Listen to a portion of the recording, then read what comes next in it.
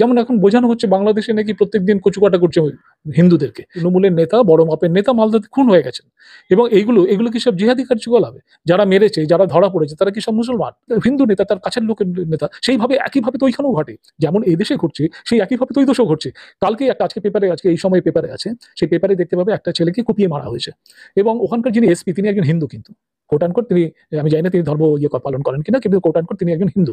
উজ্জ্বল কি নাম, সেই এসপি বলেছে আমাদের দেখতে হবে যে এইটা কি মানে কি বলে সাম্প্রদায়িক উস্কানির ফলে যেটা ঘটেছে এরকম একটা ঘটনা, নাকি এর পিছনে অন্য কোনো ব্যবসাগত বা অন্য কোনো কারণ আছে, যে আমাদের এখানে হতে পারে, ওখানে হতে পারে। আসলে এগুলো সমস্ত কিছুকে একমুখী করে তোলা, একটা সাম্প্রদায়িক এজেন্ডা তৈরি করা, ধর্মবিরোধী একটা এজেন্ডা তৈরি করা, ধর্মবিদ্বেষ ছড়ানোর মধ্যে দিয়ে সংখ্যালঘুদেরকে বিপন্ন করে তোলা, এগুলো অপরাধ হিসেবে গণ্য হওয়া উচিত। এবং এই অপরাধের একটাই শাস্তি, সেটা হচ্ছে নাগরিকরাই দিতে পারে।